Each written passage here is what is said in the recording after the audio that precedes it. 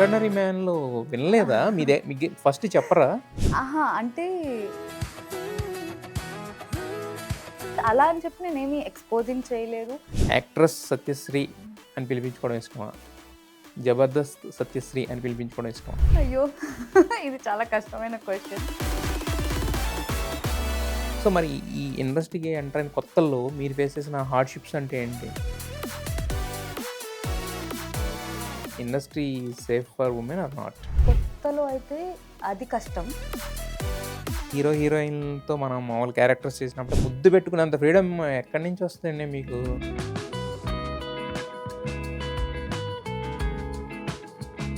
ఎలాంటి ఎక్స్‌పీరియన్స్ ఎదురైనా మీరు వదులుకోని క్వాలిటీ ఏంటి ఇప్పటివరకు? అసలు నువ్వు అసలు అమ్మాయినే అనుకోలేదురా ఎవరు అని. చాలులే ఆపేద్దాం అనుకుంటాం, లేదా బ్రేక్ అంటే ఇంక పెళ్లి చేసుకుందాం, సెటిల్ అయిపోదాం. చెప్తున్నా కదా, ఇంట్లో వాళ్ళు ఆ ప్రెషర్ పెడతారు. సర్టెన్ ఏజ్ వచ్చేసరికి ఇప్పటికీ పెడుతున్నారు. ఉమ్మక్ చంద్ర గారితో మీ ఎలిగేషన్స్ అనేవి నేనే కొట్టేదాన్ని. చిరంజీవి గారిని మీట్ అయిన మూమెంట్ మీరు మీ అమ్మగారు కలిసి కదా? నేను రాను, నేను రాను, నీకేమైనా పిచ్చా ఇక్కడే తీసేది, నేను రాను. ఇండస్ట్రీలో ఉన్న ఒక జోన్ ఏదైనా అన్‌ట్యాప్డ్‌గా వదిలేసారా మీరు? అంటే ఆ కేటగిరీకి దూరంగా ఉంటా. హలో సత్యశ్రీ గారు. హాయ్ అండి, ఎలా ఉన్నారు? బాగున్నామండి. మాకన్నా ముందు మీరే అడిగారు. సో, మీరు ఎలా ఉన్నారు?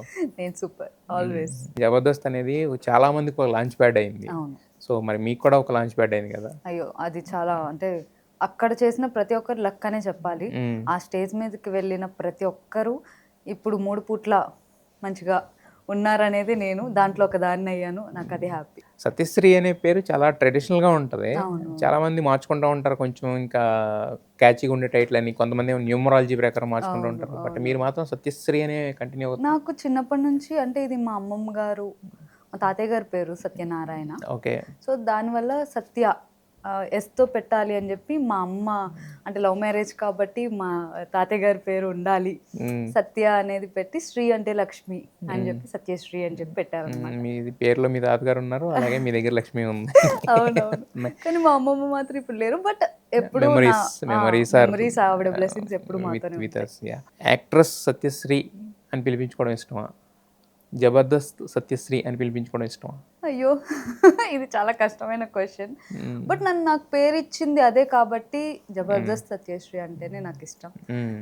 బట్ అలానే అక్కడే కాకుండా ఇంకా ముందు ముందు యాక్ట్రెస్ సత్యశ్రీ అనే ఒక బిగ్ స్క్రీన్ పైన మనది రావాలి అని అనేది నా కోరిక.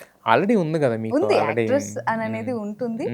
బట్ ఇంకా ఈ అమ్మాయి మంచి పర్ఫార్మర్ రా, సూపర్ ఆర్టిస్ట్ అనే ఒక ట్యాగ్ వస్తే హ్యాపీ మనకి. ఇప్పటివరకు రాలేదంటారా? ఇన్ని సినిమాలు చేశారు. ఇన్ని సినిమాలు అంటే నాకు పర్ఫార్మెన్స్ స్కోప్ అనేది నాకు రాలేదని నేను అనుకుంటున్నాను.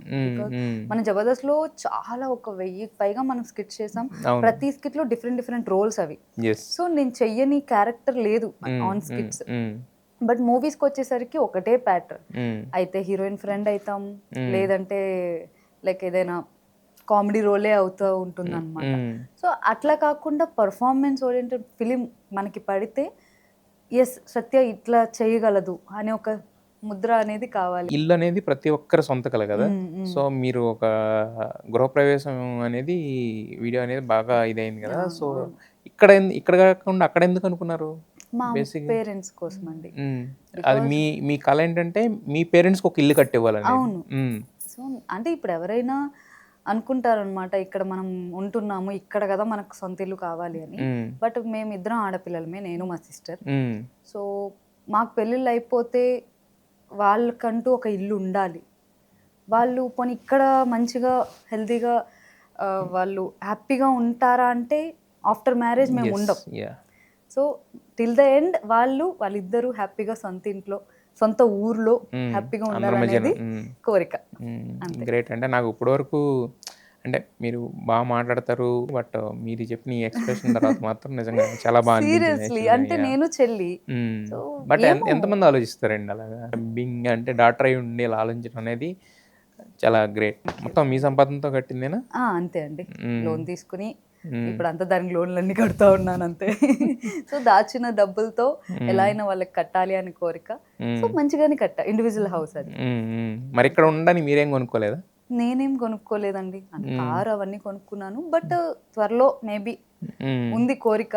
ఆ దేవుడి దయ వల్ల ఏమైనా అయితే హ్యాపీ. మనకు అంటే నా సింగిల్ గా కావాలి నేను ఎప్పుడు అనుకోనండి. నేను ఎక్కడుంటే నా ఫ్యామిలీ అక్కడే ఉండాలి. స్టిల్ నాతో పాటు నా పేరెంట్స్ ఉంటారు ఇక్కడ. నేను ఒక్కదాన్ని ఉండను. నేను, మా మమ్మీ, డాడీ, చెల్లి కలిసే ఉంటారు. కలిసే ఉంటాం. ఏంటంటే అప్ అండ్ డౌన్ చేస్తూ ఉంటాం అన్నమాట. సో బట్ ఫ్యూచర్ లో ఏదైనా కూడా నా ఫ్యామిలీతో ఉండాలనేది నాకు ఉంటుంది. Depends on after marriage situations, మనకి తెలియదు ఎలా ఉంటుందా అనేది. అంతే.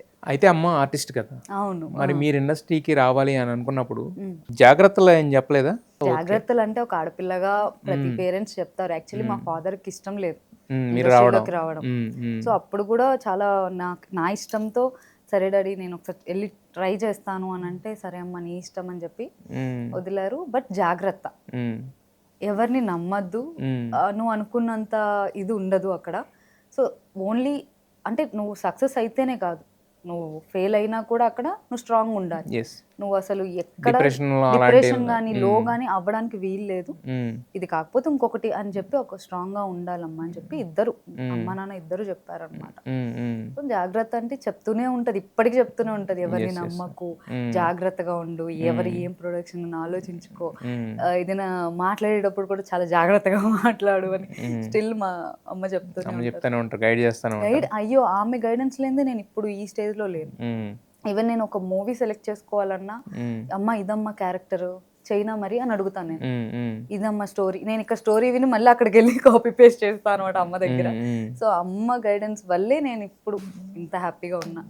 అయితే మరి అమ్మ గైడెన్స్ ఉంది, ఇంత అంటే ప్రతిదీ డిస్కస్ చేస్తారు, మరి అంత చూసీగా వెళుతున్న మీరు మరి ఎక్స్ట్రాడినరీ మ్యాన్లో వినలేదా? మీకు ఫస్ట్ చెప్పరా?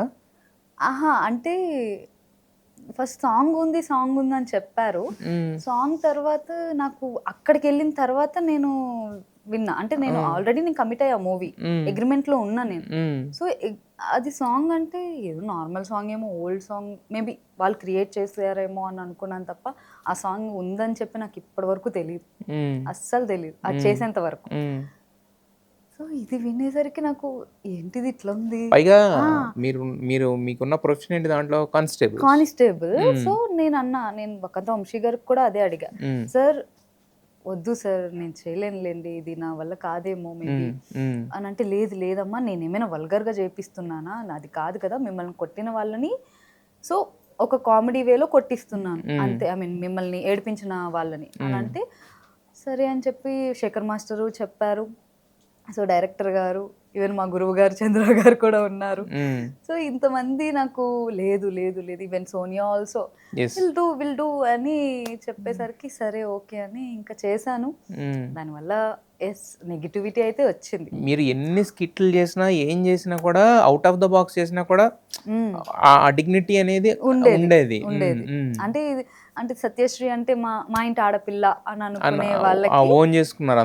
ఆ స్కిట్స్ వల్ల అలా ఓన్ చేశారు. బట్ ఇది చేయడం వల్ల కొంచెం మైనస్ అయింది. బట్ సత్య ఇంత బాగా డాన్స్ ఇస్తుందా అని కూడా వచ్చింది, బెస్ట్ కాంప్లిమెంట్స్. ఓకే, బ్యాడ్ లోంచి కూడా గుడ్ వెతుక్కోవాలి అని చెప్పి ఇంకా అయిపోయింది అది. ఎందుకంటే నేను ఇంకా సరే ఐఎమ్ ఆర్టిస్ట్, నేను ఖచ్చితంగా చెయ్యాలి ఒప్పుకున్నాక. నేను అది చేయను ఇది చేయను అంటే ఇండస్ట్రీలో అవ్వదు. బట్ నాకంటూ కొన్ని లిమిట్స్ ఉన్నాయి, నేను ఆ లిమిట్స్ తోనే నేను వెళ్తూ ఉన్నా. అదైతే మీ పరిధిలో లేదు కదా, మీరు అనుకున్న లిమిట్ లో లేదు. బట్ అలా అని చెప్పి నేనేమి ఎక్స్పోజింగ్ చేయలేదు. నేనేది సాంగ్ వల్గర్ అదేనేది, ఇప్పుడు మీరు ఎక్స్పోజింగ్ చేశారనేది ఎవరు మాట్లాడలేదు కదా. ఈ సాంగ్ కి చేయాల్సిన అవసరం ఆ అమ్మాయికి ఏంటి అనేది వచ్చింది. అంటే ఇప్పుడు శేఖర్ మాస్టర్ ఉన్నారు, ఇప్పుడు ఆ ఎక్స్ప్రెషన్స్ పెట్టలేక అవి ఇబ్బంది పడుతున్నప్పుడు మరి ఏం మార్చమని కూడా ఏం అడగలేదా? ఆయన మార్చేసా ఇది కూడా లేదా అక్కడ? అంటే ఆ స్కోప్ లేదా, టైం లేదు, అంత ఫాస్ట్ గా అవగొట్టాలి. ఎందుకంటే ఆ లొకేషన్ ఉన్న టైమే 2 days. ఇంకా మేము ఆల్రెడీ చాలా డేస్ చేస్తూ వచ్చాం. ఈ 2 days లోనే సాంగ్ అయిపోవాలి అని చెప్పి ఇంకా చేయడం జరిగింది. ఎన్ని సినిమాలు చేశారు మొత్తం ఇప్పుడు వరకు? 30-40 చేసుంటానేమో. 30-40 అంతా కూడా చిన్న అన్ని కలిపితే ఒక 30. చిన్నది పెద్దది ఏమంటుందండి. ఇప్పుడు అవకాశం అనేది ఇప్పుడు మీరు రేపొద్దున సక్సెస్ అయిన తర్వాత ఏంటంటే ప్రతి చిన్న అవకాశం రాబట్టే ఈ రోజు ఇక్కడికి వచ్చామనేది ఉంటది. ఇప్పుడు చిన్న పెద్ద ఏమి ఉండదు కదా. ఇటుక పేర్చుకుంటూ అట్లా రావాల్సిందే ఎవరైనా అంతే ఒక సక్సెస్ వచ్చే వరకు. సో మరి ఈ ఇండస్ట్రీకి ఎంటర్ అయిన కొత్తల్లో మీరు ఫేస్ చేసిన హార్డ్‌షిప్స్ అంటే ఏంటి? మనకు అప్పట్లో మనం ఫోటోలు పట్టుకుని ఆఫీసులకి వెళ్ళిన వాళ్ళం కదా. ఆ ప్రాసెస్ ఒకటి నడిచేది అప్పట్లో. నడిచేది. ఇప్పుడు ఇప్పుడంటే లేదు. సోషల్ మీడియా అది Yes. వచ్చేసింది కానీ Yeah, yeah. అప్పట్లో అయితే మాత్రం మాకు ఒక క్యారెక్టర్ మా వరకు రావడానికి అంటే ఇప్పుడు మేము వెళ్ళి ఆడిషన్ ఇస్తాం. ఖచ్చితంగా నేను కూడా ఆడిషన్ ఇచ్చాను ఫస్ట్ లో.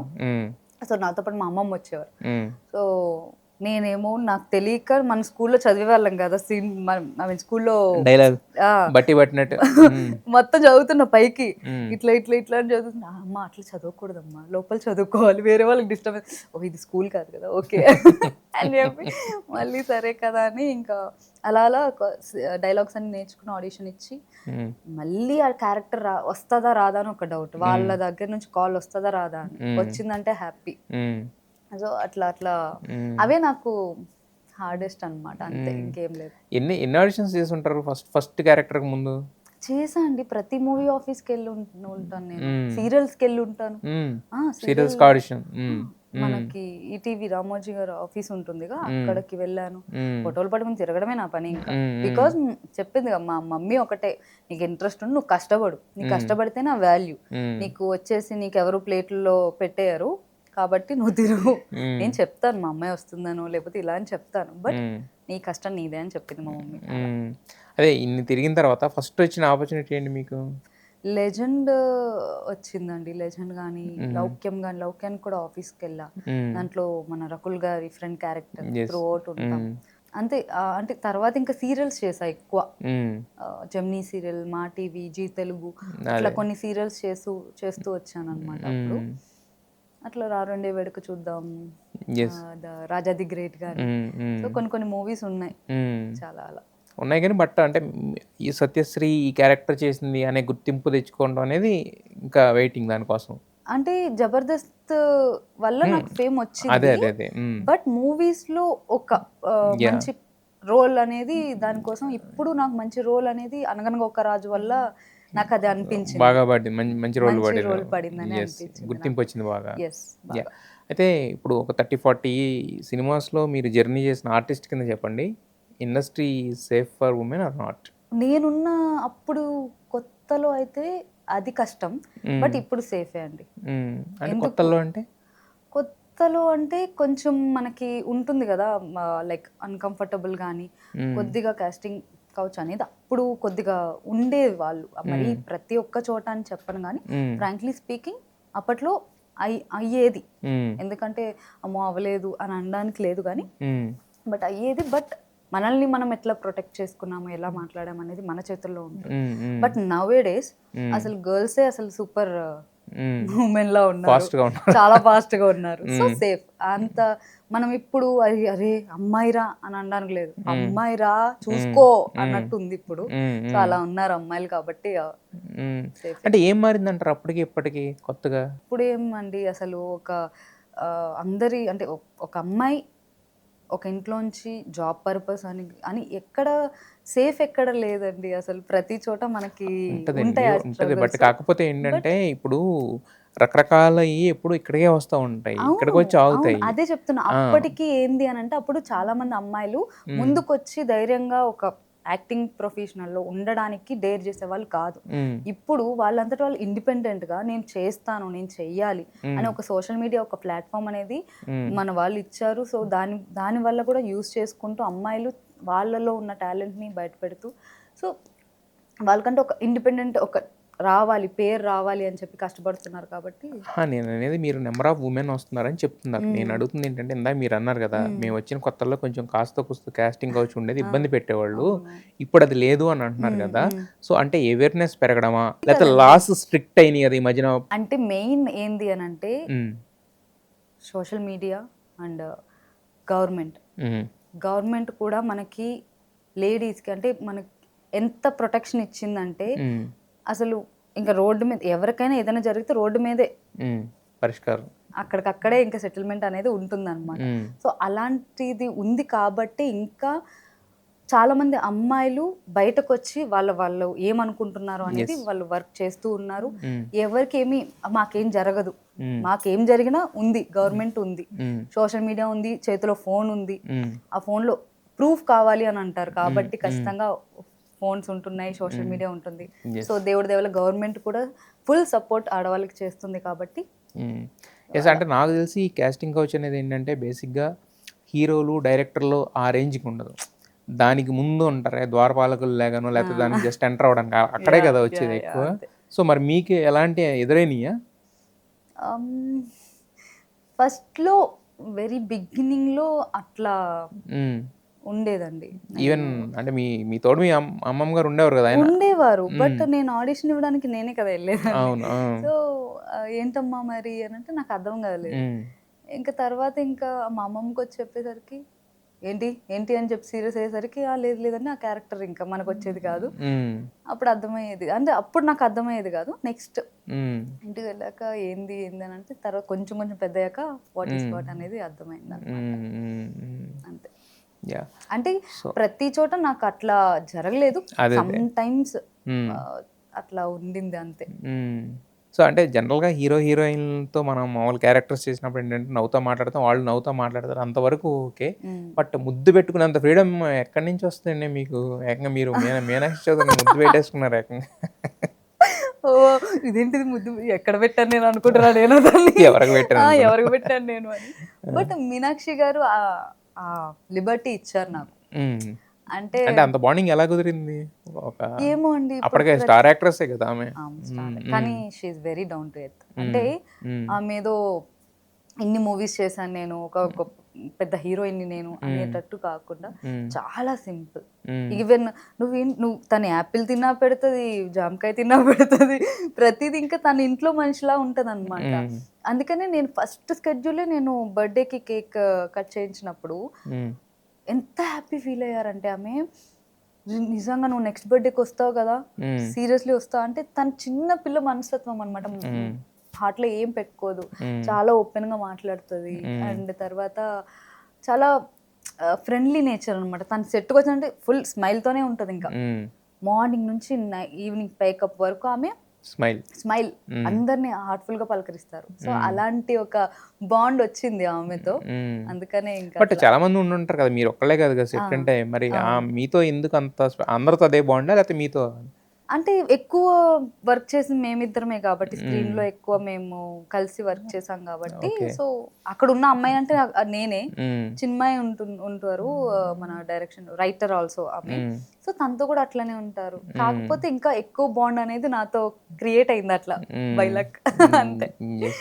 అయితే ఇప్పుడు బుల్రాజు ఇప్పుడు one of the busy artist అయిపోయాడు కదా, చైల్డ్ ఆర్టిస్ట్ కింద. అవును. సో మరి ఆ సినిమా అప్పుడు మనోడితో మీ ఎక్స్పీరియన్సెస్ ఏంటి? వాడిని ఏడిపిస్తానే ఉండేదాన్ని మీరు తీసేసేవాళ్ళ చాలా.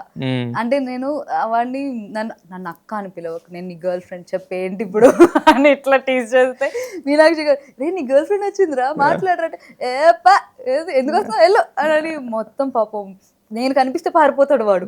అట్లా అమ్మో ఇది వస్తుందిరా బాబు అని. గోవా ఎపిసోడ్ లో కూడా అంతే, అట్లనే అందరూనేమో మనోడు వస్తుంటే కొంచెం ఇది చేస్తుంటారు, మీరు మాత్రం సినిమాలో మంచిగా. యా, అయితే ఆన్ స్క్రీన్ లో మీరు ఎలా ఉంటారు, ఎలాంటి క్యారెక్టర్స్ చేయగలుగుతారు, మీ యాక్టింగ్ పొటెన్షియల్ ఏంటి, ఇదంతా మాకు ఐడియా ఉంది. బట్ ఆఫ్ స్క్రీన్ లో ఎలా ఉంటారు? How is Satyasri off screen అంటే సింపుల్ అండి, ఏముండదు అంత. ఉంటే షూట్, లేదంటే ఇంట్లో ఫ్యామిలీ హ్యాపీగా ఫ్యామిలీతో స్పెండ్ చేస్తాను. తర్వాత ఎక్కువ నేను టైం అనేది మనకి ఒక్కొక్కసారి బిజీ లైఫ్ అయిపోతూ ఉంటుంది కాబట్టి దొరికినప్పుడే నా ఫ్యామిలీతో ట్రిప్స్ వేయడం కానీ, ఫుల్ డివోషనల్ ఉంటాను నేను. సో అట్లా టెంపుల్స్ కి వెళ్ళడం కానీ అట్లా ఉంటుంది అనమాట. అంతే. ఇంకేమైనా మనకి నెక్స్ట్ ఏం చేయాలి, ఓకే ఈ ప్రాజెక్ట్ ఇంకా అయిపోతుంది, నెక్స్ట్ ప్రాజెక్ట్ ఏం స్టార్ట్ అవుతున్నాయి, సో వాళ్ళని ఎలా అప్రోచ్ అవ్వాలి, ఎవరికి కాల్ చేయాలి, ఓకే మనకు తెలిసిన వాళ్ళు ఉన్నారా దాంట్లో ఆ మూవీలో, సో ఏమేం అంటే కాస్టింగ్ ఏం నడుస్తుంది ఏంటి అని అనేది తెలుసుకోవడంతో ఉంటాను నేను. అంతే. చిల్ అవడం లేదంటే బయట తిరగడాలు అలాంటివి ఏం ఉండదండి. చిల్ అంటే నా ఫ్యామిలీతోనే అంతే. హ్యాపీగా అమ్మ చేసిన వంట తింటా, పడుకుంటా, వర్కౌట్ చేసుకుంటా, హ్యాపీగా సాంగ్స్ వింటా, అంతే. నేను ఇంకా అద్దం ముందు చూసుకుంటూ ఇంకేం చేయొచ్చు, ఎలా యాక్ట్ చేయాలి, ఇంకా ఎమోషనల్ ఎలా చేయాలి అని అనేది ఆలోచించుకుంటూ మధ్య మధ్యలో ఈ సోషల్ మీడియా ద్వారా ఆడియన్స్ని ఎంటర్టైన్ చేస్తూ ఉంటాను అంతే. 9th నుంచి 9th నుంచి స్టార్ట్ అయ్యారు యాక్టింగ్ చేస్తూ ఇప్పుడు దాకా ఇక్కడ దాకా వచ్చారు కదా. సో ఇక్కడ చాలా ఎదురై ఉంటాయి మనకి లైఫ్లో ఎక్స్పీరియన్సెస్, రకరకాల ఎక్స్పీరియన్సెస్ ఎదురవుతాయి, కొన్ని బ్యాడ్ గుడ్ ఏదైనా కావచ్చు. బట్ ఎలాంటి ఎక్స్పీరియన్స్ ఎదురైనా మీరు వదులుకొని క్వాలిటీ ఏంటి ఇప్పుడు వరకు? నా మీద నాకున్న నమ్మకం అండి, సెల్ఫ్ కాన్ఫిడెన్స్. దాన్ని నేను ఎంతవరకు నాకు అరే నా వల్ల కావట్లేదు అని అనిపించినప్పుడల్లా నాకు ఏదో ఒక బ్రేక్ పడతానే ఉండేది. అంటే లైక్ ఇంకా నేను వద్దులే నేను చదువుకుంటా, లేదంటే ఇంట్లో వాళ్ళు పెళ్ళి అంటున్నారు పెళ్లి చేసుకుందాం అనేసరికి అప్పుడు ఆ టైంలో ఏదో ఒక మూవీ రిలీజ్ అవ్వడము, లేదంటే ఇట్లాంటి జబర్దస్త్ షో రావడం, కరెక్ట్గా నేను మధ్యలో మళ్ళీ స్టడీస్కి వెళ్ళడం, అక్కడ రే నువ్వు జబర్దస్త్ బాగా చేసి ఇట్లా అసలు నువ్వు అసలు అమ్మాయినా అనుకోలేదురా ఎవరు అని ఇట్లా ఇట్లా చెప్తుంటే ఎస్ ఓకే ఎస్ నేను చెయ్యొచ్చు అమ్మాయి అనుకోలేదా? అంటే కొంతమంది నన్ను అక్కడ ఫస్ట్ లేడీ గెటప్స్, సో అందరూ లేడీ గెటప్ వల్ల నన్ను కూడా లేడీ గెటప్ అనుకున్నారు చాలా మంది. అప్పటికి తెలియదు కదా. సో ఫస్ట్ లేడీ నేను. సో ఇప్పుడు నా వల్ల నేను రావడం వల్ల ఇంతమంది అమ్మాయిలు వచ్చారు అనేది కూడా నాకు చాలా ప్రౌడ్గా అనిపిస్తుంది అనమాట. సో అప్పటి నుంచి ఇంకా నన్ను నేను సెల్ఫ్ కాన్ఫిడెన్స్ అనేది ఎప్పుడు వెనకడుగేయలే. బట్ మధ్యలో అంటే వచ్చినాయి అంటే ఇంకా చాలే ఆపేద్దాం అనుకుంటాం, లేదా బ్రేక్ అంటే ఇంక పెళ్లి చేసుకుందాం సెటిల్ అయిపోదాం, ఈ ఆలోచనలు కూడా వచ్చినాయి. అంటే చెప్తున్నా కదా ఇంట్లో వల్ల ప్రెజర్ పెడతారు సర్టన్ ఏజ్ వచ్చేసరికి, ఇప్పటికీ పెడుతున్నారు. బట్ ఒకటి వచ్చేసరికి చాలే ఇంకొద్దు అనేసరికి కొద్దిగా లాగుద్ది వన్స్, అవునా చాలే అని అనిపిస్తుంది. బట్ మళ్ళీ మనకి యాక్టింగ్ది వచ్చినప్పుడు ఎవరైనా కాంప్లిమెంట్స్ ఇచ్చినా అరే భలే చేసాం అనే ఒక మాట వస్తే ఒక ఆర్టిస్ట్కి అంతకన్నా ఏం కావాలి, చేసిన దానికి అంత 10 మంది ఆ గుర్తింపే కదా మెయిన్. సో కాబట్టి సరే లేదు లేదు నేను చెయ్యాలి, నేను చేద్దాం అనుకుని యాక్చువల్లీ నేను ఆర్మీలోకి వెళ్ళేదాన్ని. సో ఆర్మీ ఏంటండి అసలు? అంటే అటు వెళ్ళడం ఏంటి రావడం ఏంటి? నాకు అంటే నాకు చాలా ఇష్టం అండి, పోలీస్ అవ్వాలి లేదంటే ఆర్మీలో ఉండాలి, నాకు చాలా ఇష్టం. అంటే సోల్జర్ కింద సర్వీస్ చేయాలని, దేశం కోసం మనం చెయ్యాలి ఏదో ఒకటి అనేది నాకు ఇప్పటికీ అదే. నాకు ఎవరైనా అందుకే నేను స్కిట్స్ లో కూడా నాకు ఆ పోలీస్ గెటప్ ఇస్తే అబ్బా ఎంత బాగుంది ఈ డ్రెస్ అని నాకు నేనే మురిసిపోయా అనమాట, అలా ఇష్టం. బట్ మా నాన్నగారు వాళ్ళు ఇంకా వద్దు నువ్వు ఎక్కడికి వెళ్ళకు, ఏమొద్దు నువ్వు ఏం చేయలేవు అది ఇదనని కొద్దిగా డిమోటివేట్ చేస్తారు కదా. ఓకే డాడీ అని అనుకుని అలా డిస్క్రైబ్ చేయబట్టి వాళ్ళు మాకు మంచి యాక్ట్రెస్ దొరికింది అనమాట. సో అలా వెళ్ళాల్సిందని ఇలా వచ్చా. అందుకే నెక్స్ట్ మ్యాన్లో కూడా పోలీస్ డ్రెస్ కానిస్టేబుల్ అని అనుకున్నా. అదొక రీజన్. తర్వాత తెలిసింది అయ్యయ్యో అనుకుని. చిరంజీవి గారిని మీట్ అయిన మూమెంట్ మీరు మీ అమ్మగారు కలిసి కదా, సో ఏంటి ఆ మూమెంట్ ఎలా జరిగింది? వాల్తేరు వీరయ్య మూవీ అప్పుడు సార్ సుమా అడ్డాకి వచ్చారు. సుమా అడ్డాకి వచ్చినప్పుడు బిఫోరే ఆయనకి షూట్ మనం చేసేస్తాం కాబట్టి ఆ టైంలో నేను ఒక ఫ్రేమ్ ఇచ్చా. ఆయన మొత్తం కవిత్వం మా నాన్నగారు రాశారు అన్నమాట. కవి మీ నాన్నగారు. సో మొత్తం అన్ని సినిమాలు కలిపి సో ఒక పోయిటరీ లాగా అట్లా రాసి దాన్ని ఫ్రేమ్ చేసి ఆయనకి ఇచ్చాం. ఆయన అసలు అమ్మా ఇది నేను నా ఆఫీస్లో పెట్టుకుంటాను, ఖచ్చితంగా పెట్టుకున్నాను, అసలు ఎంత బాగుంది ఇది అని చెప్పి అప్పుడు ఫస్ట్ మీట్ అక్కడ జరిగింది. దాని తర్వాత ఆయన అది అసలు ఒక బెస్ట్ మూమెంట్, ఆయన్ని కలవడం ఫస్ట్ టైమే ఒక గోల్డెన్ ఆపర్చునిటీ. ఇంకా సెకండ్ టైం వస్తుంది అని అనగానే ఇంకా ఆగుతామా. మా అమ్మగారికి మా నాన్నగారికి బీభత్సమైన ఇష్టం, ఎవరికి ఇష్టం ఉండరండి. సో బిగ్ ఫ్యాన్ అనమాట. సరే మా అమ్మకి చెప్పలే నేను ఒక ప్లేస్కి తీసుకెళ్తాను పదా అని చెప్పి, తీరా చూసేసరికి ఎంతమంది ఉన్నారు, ఎక్కడికి తీసుకొచ్చావు నన్ను, చిరంజీవి గారి ఇంటికి. అంటే వేరే వాళ్ళు మాట్లాడుకుంటున్నారు, సార్ ఇప్పుడు వస్తారు, ఎవరు సార్ ఏంటి అంటుంది. అమ్మాయిది ఎవరిల్లు అనుకున్నా అంటే చిరంజీవి గారు.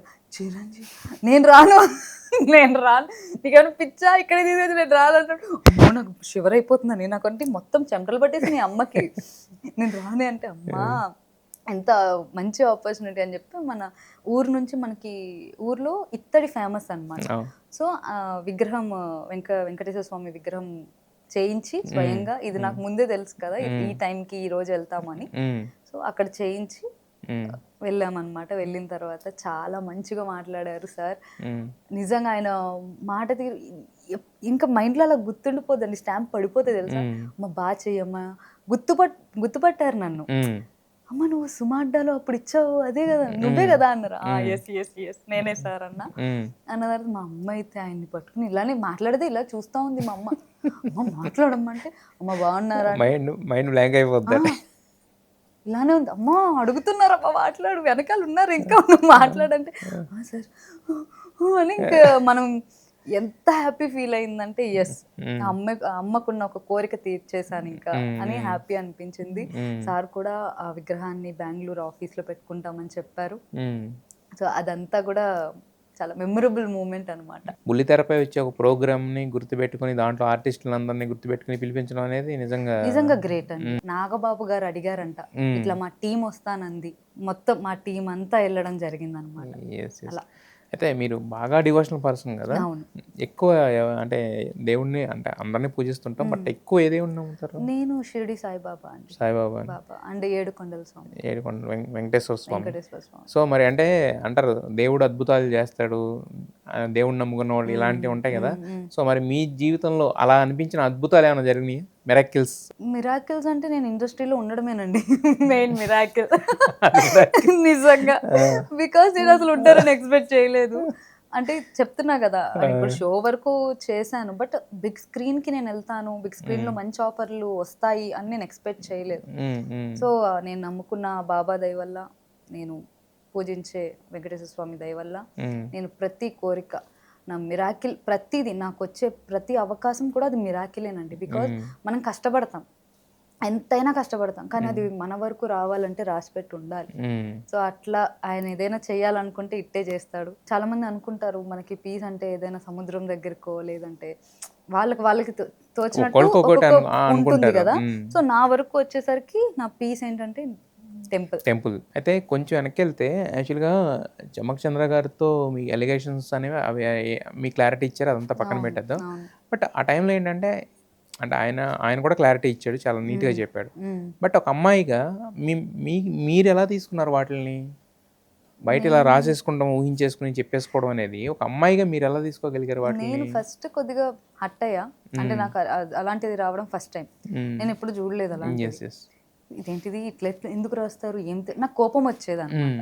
నేను చాలాసార్లు మా మదరే, మా పేరెంట్స్, మెయిన్ మా డాడ్, వాళ్ళు కూర్చోబెట్టి నువ్వేం చెయ్యలేదురా, నువ్వెందుకు ఎవరికైనా ఎక్స్ప్లెనేషన్ ఇవ్వాలి. సో నేనేమనుకున్నా అంటే నేను వెళ్ళి ఏదైనా ప్రెస్లో కూర్చుంటాను, లేదంటే నేను వెళ్ళి టీవీ లేకపోతే నా సోషల్ మీడియా ద్వారా నేను క్లారిటీ ఇస్తాను. నువ్వు ఎందుకు క్లారిటీ ఇవ్వాలి? నువ్వు తప్పు చేస్తే క్లారిటీ ఇవ్వాలి. బట్ వాళ్ళు అనుకుంటున్నారు అంతే, అది వాళ్ళ అభిప్రాయం.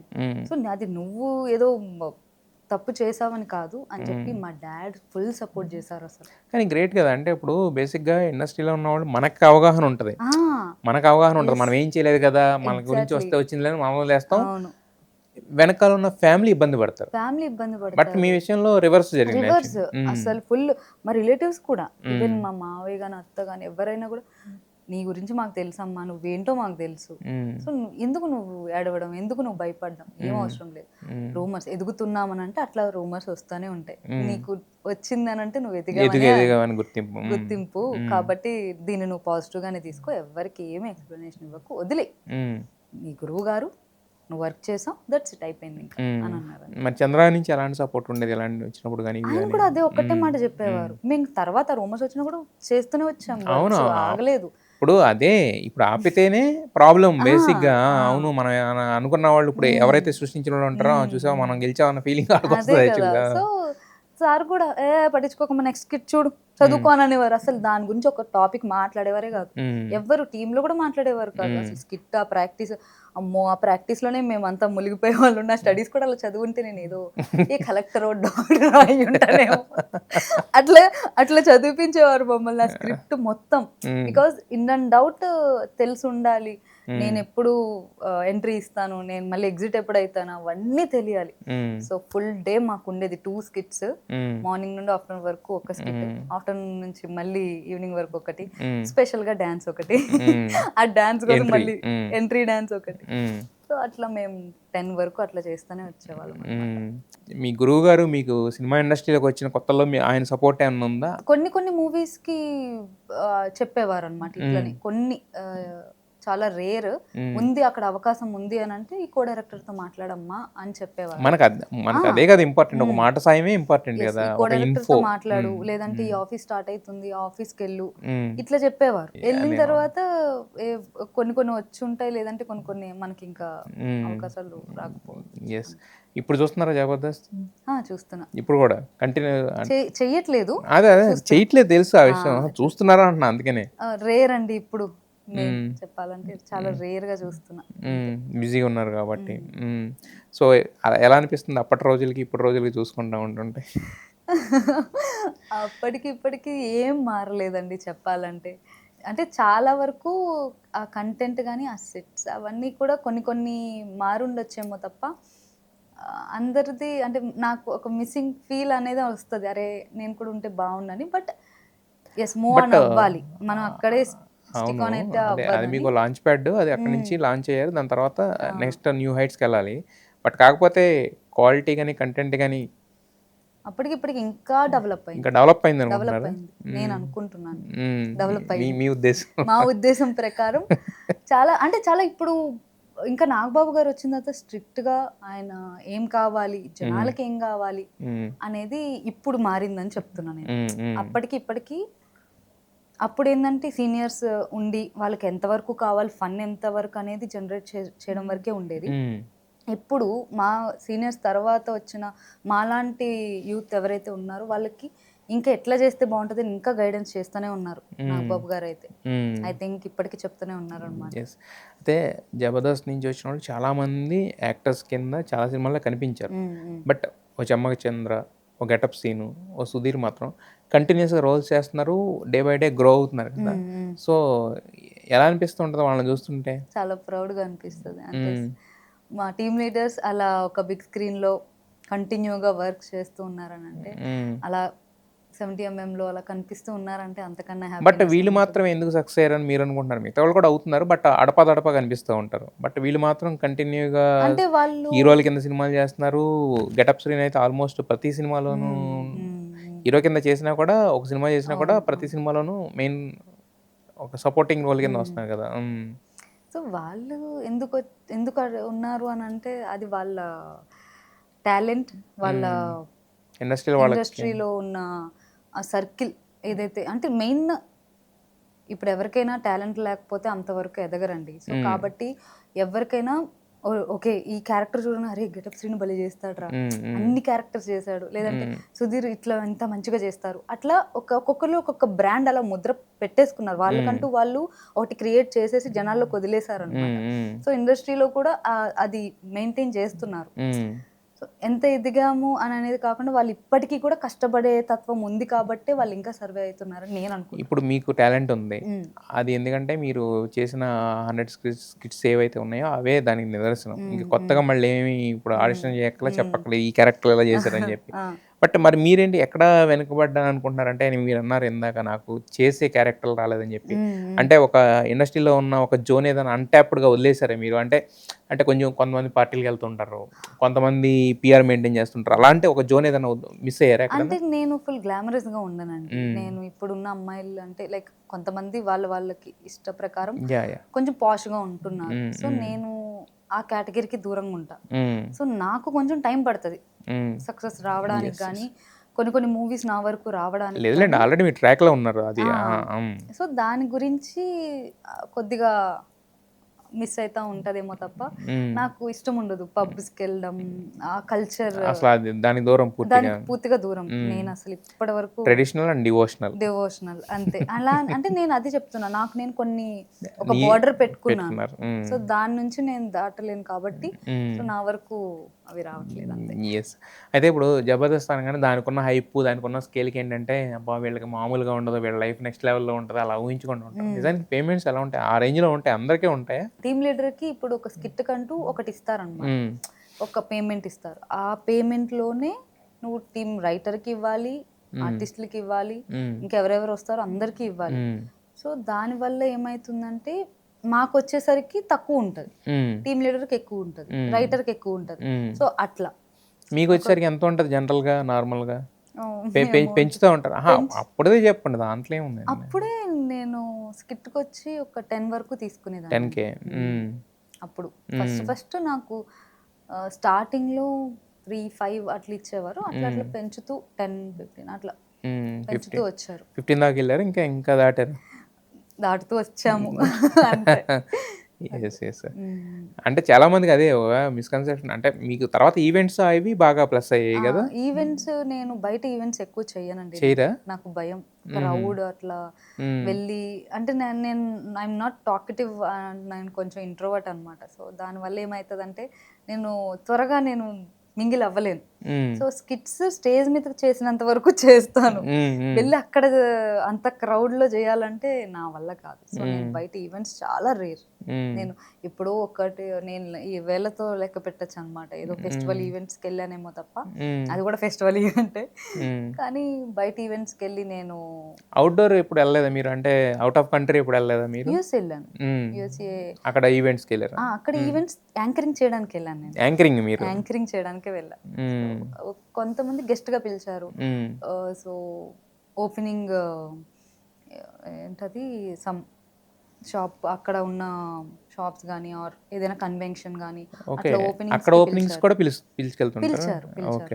మన తెలుగు వాళ్ళే కదండి అక్కడ చేసేది. కాబట్టి తెలుగు అసోసియేషన్ వాళ్ళు సొసైటీ అయితే మనకి రీజనబుల్ బడ్జెట్ లో వస్తుంది కాబట్టి మనం చేయొచ్చు అని అట్లా. అయితే మీరు వెళ్ళేసరికి నాకు తెలిసి జబర్దస్త్ ఎవరు లేడీస్ ఎవరు లేరు కదా, ఎవరిదా ఫస్ట్ కదా. సో ఎలా ఉండేది అంటే మీరు అప్పుడు లేడీ క్యారెక్టర్స్ అంటే వాళ్ళు అవడానికి జెంట్స్ కాబట్టి కొంచెం అటు ఇటుగా రాసినా చెప్పేస్తారు, వెళ్ళిపోతారు. బట్ మీరు యాజ్ ఎ అమ్మాయి కాబట్టి మీకు ఒక అంటే కొంచెం స్కేల్ తగ్గించి అలా రాసేవారా? అంటే అదే నా వరకు వచ్చేసరికి అమ్మాయి కాబట్టి ఈ పదం వాడకూడదు, ఇది గెటప్ కి అయితే సెట్ అవుతుంది కానీ అమ్మాయి ఇది మాట్లాడితే సెట్ కాదు. ఈవెన్ తన్నడాలు కూడా మా డైరెక్టర్ ఒప్పుకునేవారు కాదు. బట్ ఆయన తన్నేవారు, లేడీ గెటప్లు తన్నేవారు మమ్మల్ని ఎప్పుడు. అవును, నేనే కొట్టేదాన్ని ఇంకా చేతులతో, నా గాజులన్నీ పగిలిపోయేవి అప్పుడు. అవునా? రియల్ గానే కొట్టేదాన్ని నేను. ఆయనకు పాపం మొత్తం గాజు పెంకులు గుచ్చుకుంటూ ఉండేది. ఎవరు? చంద్రక కొట్టేదాన్ని ఒక్కొక్కసారి. అంటే ఇంకా స్కిట్ లో కావాలి కాబట్టి ఆ ఒరిజినాలిటీ అంటే, సార్ వద్దు సార్ అంటే, లేదు నీకు రావట్లేదు మరి ఏం చేస్తాం కొట్టు అలా కొట్టు, అలా అలా చేసేవారు అనమాట. అయితే మన వర్క్ ఎలా చేస్తున్నా, మనం ఏం చేస్తున్నా కూడా ఏంటంటే దాన్ని అప్రిషియేట్ చేసేవాళ్ళు కొంతమంది ఉంటారు.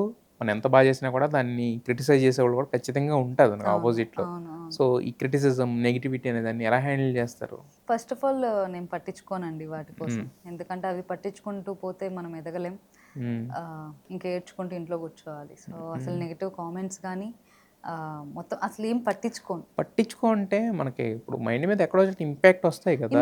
దాన్ని ఎలా దానికి ఒక షీల్డ్ అనేది రావాలి, షీల్డ్ అనేది వస్తుంది యాక్చువల్గా. బట్ ఆ షీల్డ్ అనేది ఎలా తీసుకొచ్చారు మీ లైఫ్లో అంటున్నాను?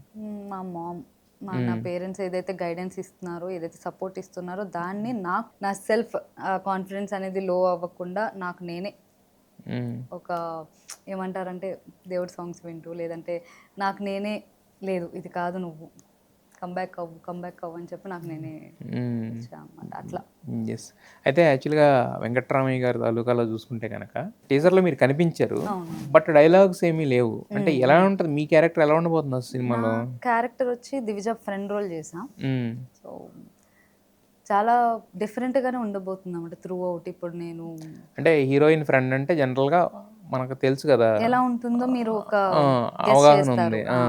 బట్ ఇక్కడ మీరు అలా అనుకోరు అనమాట, ఊహించింది ఏదో చూపించబోతున్నారు. అవును, ఒక డిఫరెంట్ జోనర్ ఉంటుంది. అసలు వెంకటరామయ్య గారి తాలూకా మూవీలో వాళ్ళ ఫ్యామిలీతో పాటు ఈక్వల్ గా నాకు కూడా అంతే స్కోప్ ఇచ్చారు మా డైరెక్టర్ గారు. నేను ఒక ఆడియన్, నేను ఎందుకు రావాలండి? నాకు నా జేబులో ఉన్న డబ్బులు 100 రూపాయలు ఖర్చు పెట్టి టికెట్ కొనుక్కొని లోపలికి ఎందుకు రావాలంటే ఏం చెప్తారు? లవ్ ఉంటుంది, కామెడీ ఉంటుంది అండ్ ఎమోషనల్. సో మీరు ఇప్పుడు ఉన్న దాంట్లో అన్ని జోనర్స్ అన్ని మీరు టచ్ చేశారండి. కామెడీ చూస్తున్నారు ఇప్పుడు ఉన్న ఆడియన్స్, తర్వాత ఒక ఫ్యామిలీ చూస్తున్నారు, ఏదైనా అన్ని మూవీస్ మనకు ఒక దాంట్లో వస్తాయి. బట్ ఇది డిఫరెంట్ కైండ్ ఆఫ్ స్టోరీ. ఇది నాట్ ఏదో కల్పితం కాదండి, ఇది రియల్ స్టోరీ, జరిగిన కథ. సో కాబట్టి అసలు ఏం జరిగింది అనేది తెలుసుకోవాలి. రియల్ ఇన్సిడెంట్స్ ఉన్నాయి. ఎందుకంటే మా కోమలి గారి స్వయంగా ఆవిడ కొన్ని కొన్ని ఏమంటారంటే సీన్స్ కానీ ఆవిడ ఓన్గా జరిగిన స్టోరీస్ అన్నమాట. వాళ్ళ ఫాదర్ అంటే చాలా ఇష్టం. సో ఆవిడ రాసుకున్న కథ. దానికి సతీష్ గారు మా డైరెక్టర్ గారితో ఇంకా ఇంకా స్క్రీన్ ప్లే మన మూవీకి ఎంత కావాలి, ఎలా చేస్తే బాగుంటుంది, అండ్ ఏ సీన్లో ఏ డైలాగ్స్ పెడితే బాగుంటుంది, ఈజ్ రైటర్ కదా. సో ఇంకా సతీష్ గారు కూడా ఇంకా మొత్తం పిన్ టు పిన్ ఎక్కడ కూడా ఎవరి క్యారెక్టర్ కూడా తగ్గించకుండా స్టోరీకి అనుకూలంగా ప్రతి క్యారెక్టర్ని కూడా స్టోరీలో మనకి హైలైట్ చేస్తూ ఒక మెసేజ్ ఇవ్వడానికి చేసిన ఒక ప్రయత్నం. అంటే ఒక లేడీ ప్రొడ్యూసర్ ఆ ధైర్యం చేయడం అంటేనే ఒక గ్రేట్. అసలు ఆవిడ ఎన్ని కష్టాలు పడ్డారో, ఎంత ఇబ్బంది పడ్డారో మాకు తెలుసు, మేము చూసాం. అలాంటిది పెద్ద ఆర్టిస్టులు కూడా ఉన్నారు, ఊరికే చేయరండి. మురళీధర్ గారు కానీ, సుధమ్మ కానీ ఒక స్టోరీ బాగుంటేనే ఖచ్చితంగా ముందడుగేస్తారు. అవును. అంటే ఈ సినిమా వరకు కనుక మీకు గుర్తొస్తే మర్చిపోలేని ఇన్సిడెంట్ అంటే ఏం చెప్తారు? సమ్మర్ అండి, సమ్మర్ పీక్ లొకేషన్. మా ఎక్కడ చేశారు? వైజాగ్ తాళ్ళపాలెం పీక్. మాకు అసలు మార్చ్లో మేము చేసింది. తర్వాత song shoot, Ugadi song shoot కానీ మా చెప్పులు తీసేయాలి, చెప్పులు వేసుకుని కాదు చేసేది. మాకు చూడు, నేను దివిజ అయితే మొత్తం రే వాటర్ ఇవ్వంటారు, ఒరే మజ్జిగ అంటారు. అసలు మాకు ఖాళీ ఉండేది కాదు. ఇంకోటి ఏంటంటే వైజాగ్ సైడ్ అంటే కొంచెం ఎట్లుంటదండి అసలు, చాలా హ్యూమిడిటీ ఇదిగా ఉంటది. నేను మర్చిపోలేదంటే అదొకటి కష్టం. బట్ హ్యాపీనెస్ ఏంటంటే త్రూ అవుట్ మూవీ మొత్తం మేము చాలా ఫ్యామిలీగానే కలిసిపోయి హ్యాపీగా వర్క్ చేసాం. సో అది కూడా అక్కడ వైజాగ్లో బ్యూటిఫుల్ లొకేషన్స్లో చాలా. న్యూ ఇయర్ రోజు మేము షూట్లో ఉన్నాం అనమాట. సో నాకు అది బెస్ట్ మెమరీ అనిపించింది. నాకు ఇష్టం షూట్ అంటే న్యూ ఇయర్ స్టార్టింగ్ రోజు నేను షూట్లో ఉంటా, ఇయర్ మొత్తం షూట్లో ఉంటానని నేను అనుకుంటా. సో అట్లా. బట్ ఉగాది నమ్మరా మీరు? న్యూ ఇయర్ నమ్ముతారా? అంటే జనరల్గా అంటే దేవుడి ఇదంతా ఉన్న వాళ్ళు ఏంటంటే అది ఇంగ్లీష్కి ఎలా అంటున్న ఫీలింగ్లో ఉంటారు కదా. కానీ మనకి డేట్ పరంగా చూస్తే న్యూ ఇయరే కదా. సో కాబట్టి ఉగాదిది అది మెయిన్. మన పర్సనల్ డివోషనల్గా వెళ్ళాలంటే అది ఉగాది మెయిన్. బట్ అది డే Jan 1st కాబట్టి ఆ ఫస్టే నేను షూటింగ్లో ఉంటే మేబీ ఉగాదికి కూడా నేను షూట్లో ఉంటానేమో, అదొక హ్యాపీనెస్ అని. అదేనండి, ఒక్కొక్కరికి ఒక్కో సెంటిమెంట్ ఉంటుంది. కొంతమంది Jan 1st అనుకుంటారు, కొంతమంది ఏమో ఉగాది అనుకుంటారు. నాకు మెయిన్ థింగ్, నేను మా ఇంట్లో చేసేది మెయిన్ ఉగాదే. బట్ సంవత్సరంలో అది ఫస్ట్ చేసాం కాబట్టి నాకు అది మంచిగా అనిపిస్తుంది అనమాట. ఇప్పటికే సత్యశ్రీ అంటే గుర్తుపడడం వేరు, బ్రేక్ రావడం వేరు. బట్ ఆ బ్రేక్ అనేది కొంతమందికి ఒక సినిమాకి వస్తే, కొంతమంది 10 సినిమాలకు వస్తుంది. సో త్వరలోనే ఆ బ్రేక్ కూడా రావాలి. అది ఈ సినిమాతో వస్తే ఇంకా హ్యాపీ అనమాట. Wish you all the best Satya garu. Thank you అండి, థ్యాంక్ యూ సో మచ్.